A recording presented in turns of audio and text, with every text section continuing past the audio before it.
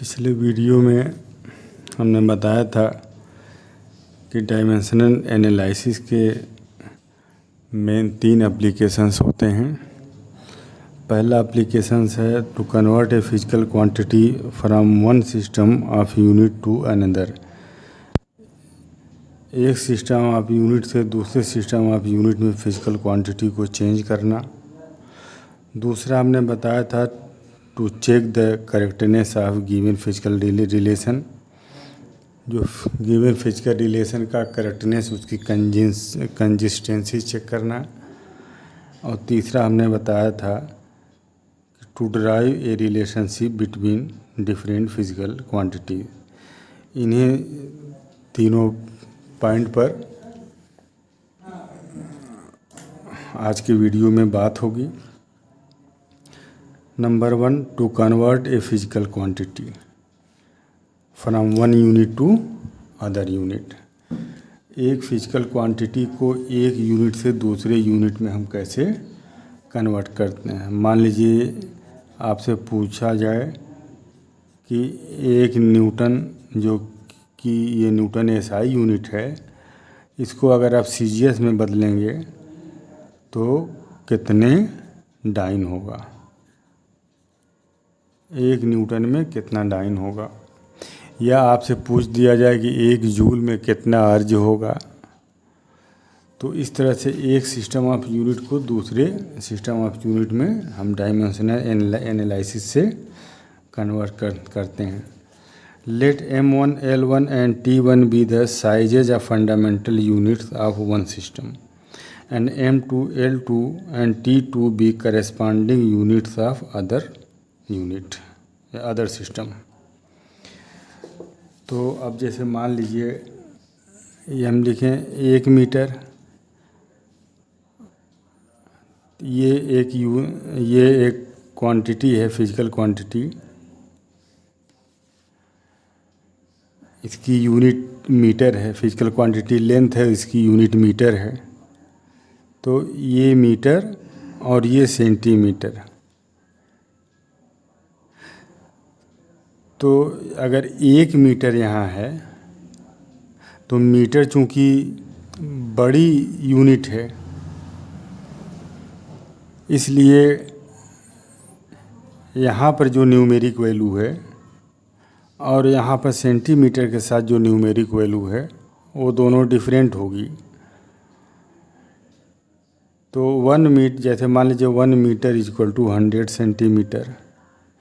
तो ये एक सिस्टम की यूनिट है U1, ये दूसरे सिस्टम की यूनिट है U2, और एक सिस्टम की यूनिट के साथ न्यूमेरिक वैल्यू मान लीजिए लगा हुआ है, ये N1 की जगह 1 है और N2 की जगह 100 है।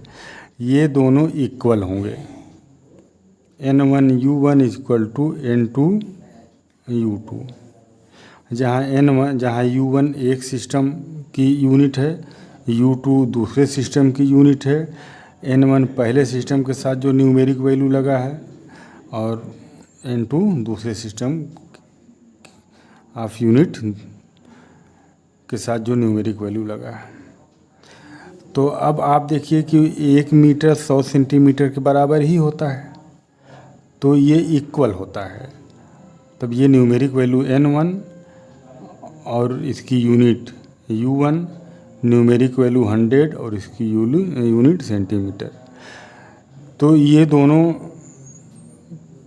सेम होते हैं, 1 मीटर इक्वल टू 100 सेंटीमीटर। तो हम लिख सकते हैं N1 U1 equal to N2 U2। ये क्वांटिटी मान लीजिए Q है, ये Q। तो Q को एक यूनिट U1 में कन्वर्ट करेंगे तो उसके साथ न्यूमेरिक वैल्यू N1 आ रही है। U2 में कन्वर्ट करेंगे तो N2 आएगी, और दोनों आपस में N1 U1 और N2 U2 ये दोनों इक्वल होंगे, जो Q के बराबर होंगे। तो पहले वाले सिस्टम में मान लीजिए जो यूनिट है पहले वाले सिस्टम की वो M1, L1, T1, और दूसरे वाले सिस्टम की जो यूनिट है वो M2, L2 एंड T2। और पहले वाले सिस्टम की यूनिट के साथ जो न्यूमेरिक वैल्यू लगी हुई है वो मान लीजिए N1, और दूसरे वाले के साथ जो लगी हुई है दूसरे वाले यूनिट के साथ वो मान लीजिए n2। तो if the dimensional formula of quantity, ये जो क्वांटिटी है इसका डायमेंशनल फार्मूला होगा, ये जो भी क्वांटिटी होगी उसका ये डायमेंशनल फार्मूला कुछ न कुछ होगा। मान लीजिए ये फोर्स है तो उसका, ये अगर क्वांटिटी फोर्स है तो उसका एक फार्मूला होगा डायमेंशनल फार्मूला। तो वो डायमेंशनल फार्मूला मान लीजिए MA L का पावर B और T का पावर C है। आप एक यूनिट से दूसरी यूनिट में ले करके जाइएगा तो उसका जो डायमेंशनल फार्मूला होता है वो नहीं बदलता है। तो M का पावर A, L का पावर B और C का पावर C, मतलब उस क्वांटिटी का मास में डायमेंशन A है, लेंथ में डायमेंशन B है और टाइम में डायमेंशन C है। तो फार्मूला हम यूज करेंगे Q equal to N1 U1 equal to N2 U2, जहाँ U1 एक यूनिट है पहले सिस्टम की और N2 दूसरे सिस्टम की यूनिट है। ये पहले सिस्टम के साथ न्यूमेरिक वैल्यू है, ये दूसरे सिस्टम के साथ न्यूमेरिक वैल्यू, दोनों आपस में बराबर होंगे। तो ये N1 और U1 जो यूनिट है उसका डायमेंशनल फार्मूला लिखेंगे M1 A L1 B T1 C। तो ये पहले सिस्टम की ये यूनिट है और उसका ये डायमेंशन है। Equal to N2 M2A L2A और T2C, ये दूसरे सिस्टम की ये यूनिट है, उसका ये डायमेंशनल फार्मूला है। तो अब मान लीजिए हमको N1 दिया हुआ है और N2 हमको कैलकुलेट करना है कि इस सिस्टम को इस सिस्टम में ले करके जाएंगे तो उसके साथ न्यूमेरिक वैल्यू N2 की क्या होगी। तो N2 इज इक्वल टू हो जाएगा, ये इसके नीचे आ जाएगा अपन न्यूमरेटर। तो N1 M1 L1 M1A L1B और T1C अपान M2A L2B और T2C।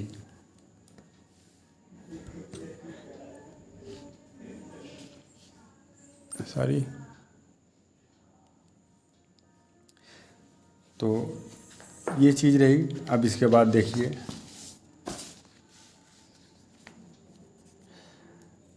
N2 is equal to, ये देखिए N2 is equal to N1 और M1 M2 दोनों का पावर सेम है तो उसको हम अलग कर लेंगे। M1 upon M2 whole power A, L1 upon L2 whole power B, T1 upon T2 whole power C। तो उस चीज़ को हमने यहाँ लिखा। तो ये इसका फार्मूला है और इसी फार्मूले के हिसाब से हम एक सिस्टम की यूनिट को दूसरे सिस्टम में कन्वर्ट करते हैं। एग्जाम्पल से बात समझ में आ जाएगी पूरी। कन्वर्ट 1 जूल इनटू अर्ज। 1 जूल में कितने अर्ज होते हैं? जूल एनर्जी की यूनिट होती है SI में, और अर्ज जो होता है ये भी एनर्जी की यूनिट होती है CGS में। आपसे पूछा जा रहा है कि 1 जूल में कितने अर्ज होंगे। तो अब मान लीजिए ये जो SI यूनिट है,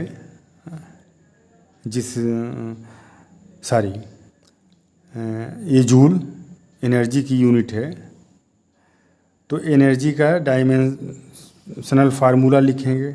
एनर्जी का डायमेंशनल फार्मूला M1 L2 और T का पावर -2 है। तो आप देखिए कि A के जगह पर 1 है, यहाँ देखिए ये फार्मूला क्वांटिटी Q जो क्वांटिटी है उसका फार्मूला। तो M का पावर A, यहाँ देखिए M का पावर 1 है, M का पावर B, यहाँ M का पावर L का पावर 2 है, और T का पावर C, यहाँ T का पावर -2 है। तो A के जगह पर 1 हो जाएगा, B के जगह पर 2 हो जाएगा और टी की जगह पर -2 हो जाएगा। तो अब देखिए, इसको हमने 2 कॉलम बना लिया, ये SI यूनिट है और CGS यूनिट है। जो M1 ये 1 kg और M2 1 ग्राम।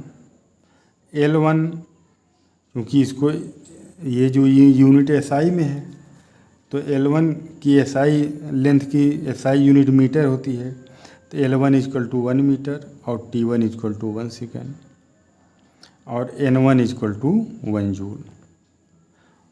1 जूल को आपको बदलना है अर्ज में। तो 1 kg = 1000 ग्राम, 1 मीटर = 100 सेंटीमीटर और ये सेकेंड वही रहेगा, N1 = 1 जूल। अब CGS में आ जाइए। SI यूनिट में जो ये क्वांटिटी दी हुई है, ये इसकी SI यूनिट दिया हुआ है, ये इसको हम कन्वर्ट कर लेंगे इस वाले यूनिट में, CGS में। 1000 ग्राम हो जाएगा, 100 सेंटीमीटर हो जाएगा और ये 1 सेकेंड, 1 जूल। तो M2 = 1 ग्राम। CGS में इस क्वांटिटी का जो मास है उसको हम CGS में ग्राम में लेते हैं मास, लेंथ सेंटीमीटर में लेते हैं और टाइम सेकेंड में लेते हैं। तो मास को ग्राम 1 ग्राम, L2 1 सेंटीमीटर और T2 1 सेकेंड। अब हमको N2 कैलकुलेट करना है, N2 हमें कैलकुलेट करना है। ये N1 दिया हुआ है, N2 कैलकुलेट करना है और N2 का ये फार्मूला दिया हुआ है। इसमें M1 की वैल्यू रख देंगे 100 ग्राम, M2 की वैल्यू रख देंगे 1 ग्राम, L1 की वैल्यू रख देंगे 100 सेंटीमीटर और L2 की वैल्यू रख देंगे 1 सेंटीमीटर। 1 सेकेंड यहाँ 1 1 हो जाएगा, दोनों सेकेंड 1 सेकेंड और ABC की वैल्यू निकल करके यहाँ से आ गई है। तो अब इसको जब हम पुट करेंगे, फार्मूला पहले हम लिखेंगे N2 = N1, M1 / M2 whole power A, L1 / L2 whole power B और T1 / T2 whole power C। M1 की जगह 1000 ग्राम और ये L2 M2 की जगह 1 ग्राम, ग्राम से ग्राम कैंसिल हो जाएगा, यूनिट कैंसिल आउट। 100 ग्राम सॉरी 100 सेंटीमीटर और ये 1 सेंटीमीटर, सेंटीमीटर से सेंटीमीटर कैंसिल, यूनिट कैंसिल हो गई और 1 सेकेंड 1 सेकेंड, सेकेंड से सेकेंड कैंसिल। तो अब ये हो जाएगा 1 × 10⁻³ × 10⁻100 का स्क्वायर करेंगे 4, ये 1 है, 1/1 1, 1 का पावर -2 1 आएगा। तो ये 10⁻³ और 10⁻4 मिलकर 10⁻7 हो जाएगा। मतलब 1 जूल में 1 जूल = 10⁻7 अर्ज होगा। इस तरह से हम एक यूनिट को दूसरी यूनिट में कन्वर्ट करते हैं। दूसरा इसका application, checking the dimensional consistency of equation, कि कोई इक्वेशन सही है, कंसिस्टेंट है कि इनकंसिस्टेंट है, वो सही है कि गलत है। मान लीजिए आपसे पूछ दिया जाए S = UT + ½ AT² और आपसे ये पूछा जाए कि आप चेक करके बताइए कि ये डायमेंशनली करेक्ट है कि नहीं है। तो देखिए, principal of homogeneity of dimension क्या है। Principal of homogeneity of dimension ये है कि ये जो इक्वेशंस दिए हुए हैं, इस इक्वेशंस के 1 2 3 टर्म हैं और तीनों टर्म का डायमेंशन सेम होना चाहिए। जो डायमेंशन इसका है वही डायमेंशन इसका होना चाहिए, वही डायमेंशन इसका होना चाहिए। तो dimension of S = dimension of UT = dimension of ½ AT²। तीनों का डायमेंशन सेम होना चाहिए और अगर तीनों का डायमेंशन सेम आ रहा है तो ये इक्वेशन कंसिस्टेंट है, सही है, और नहीं तो इनकंसिस्टेंट भी गलत है। आइए देखते हैं, ये डिस्टेंस है तो इसका जो डायमेंशन होगा वो L होगा। UT का चेक करते हैं, ये वेलोसिटी है, velocity means distance upon time और इनटू टाइम, टाइम से टाइम कैंसिल, इसको डिस्टेंस बचा और डिस्टेंस का जो डायमेंशन है वो L है, L का पावर 1। हाफ AT स्क्वायर का डायमेंशन देख लिया जाए, हाफ 1/2 ये कांस्टेंट वैल्यू है, इसका कोई डायमेंशन नहीं होता है। AT का देखें, A का A मीटर, ये क्या है, ये जो है rate of change of velocity है। तो वेलोसिटी का क्या होता है डायमेंशन, वेलोसिटी का डायमेंशन हो rate of change of velocity into T square. ये A means rate of change of velocity into T square, T से T कैंसिल आउट हो गया, VT। तो अब इसका डायमेंशन हम रख दें, V का डायमेंशन होता है m का पावर 0 L और T का पावर -1, और T का टाइम है, ये इसका कैपिटल T का 1 पावर।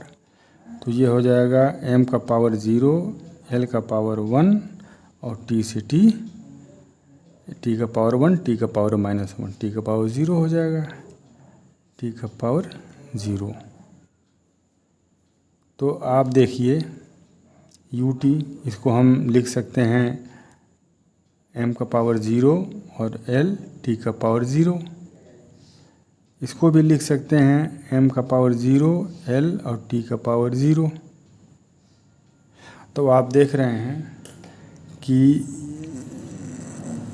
इसका डायमेंशन और दूसरे वाले टर्म है उसका डायमेंशन, और जो तीसरा वाला टर्म है ये इसका डायमेंशन, दोनों का डायमेंशन, तीनों का डायमेंशन सेम है। तो ये जो इक्वेशन दिया हुआ है, ये जो रिलेशन दिया हुआ है, ये कंसिस्टेंट है। तो इस तरह से कंसिस्टेंटी चेक करते हैं। एक क्वेश्चन है, देखिए, find the dimension of A upon B in equation F equal to A√x plus B T square, where F is force, x is distance and T is time. आइए देखते हैं। देखिए, तीनों टर्म का डायमेंशन बराबर होना चाहिए। जो डायमेंशन F का होगा वही डायमेंशन A√x का होगा, वही डायमेंशन B T स्क्वायर होगा। तो dimension of F equal to dimension of √x equal to dimension of B T square. ये प्रिंसिपल ऑफ होमोजेनिटी है ये। तो F का डायमेंशन और इसका डायमेंशन इक्वल हो। ये फोर्स है, फोर्स का डायमेंशन MLT पे -2 होता है। A कांस्टेंट है, इसका डायमेंशन हमें नहीं पता है तो A को लिख लेते हैं। और ये डिस्टेंस है x, अंडर रूट का मतलब x का 1 पावर 1/2, तो x का जो डायमेंशन है वो L और इसके ऊपर 1/2 पावर, तो ये 1/2 इसका डायमेंशन हो जाएगा लेंथ का। तो A इक्वल टू ये इधर आएगा तो ये डिनोमिनेटर हो जाएगा। तो m L का पावर हाफ और L का पावर 1, L का पावर 1 माइनस हाफ हो जाएगा और T का पावर -2, ये A का डायमेंशन हुआ। ठीक इसी तरह से जो F का डायमेंशन है वो B के डायमेंशन इसके बराबर होगा इस टर्म के। तो dimension of F equal to dimension of BT square. तो dimension of B equal to dimension of F upon dimension of T square. Dimension of F MLT पे -2 और T स्क्वायर का डायमेंशन T का power 2। ये ऊपर जाएगा तो T का पावर -2 हो जाएगा, T का पावर -2 और -2 T का पावर -4 हो जाएगा, MLT का power -4। Dimension of A upon B का डायमेंशन पूछा है, तो अब ये A का डायमेंशन ये है और B का डायमेंशन ये है, तो A अपॉन B मीन्स इसमें इसका डिवाइड कर दें। तो A upon B equal to M L का पावर 1/2 T का पावर -2 अपॉन ML T का पावर -4। M से M कैंसिल आउट हो जाएगा, तो m का पावर 0 और l का पावर 1/2 और l का पावर 1, तो l का पावर 1/2 -1, तो -1/2 आएगा। और t का पावर सॉरी यहाँ ये गलत लिख गया है, ये t का पावर -4 जब ऊपर जाएगा तो t का पावर +4 हो जाएगा। तो t का पावर -2 + 4 मीन्स ये +2 होगा, ये +2 होगा। इसको एक ह्यूमन एरर। तो a/b का डायमेंशन हो जाएगा m का पावर 0, l का पावर -1/2 और t का पावर +2। मतलब a/b का जो डायमेंशन है वो मास में 0 है, लेंथ में 1/2 है और टाइम में +2 है।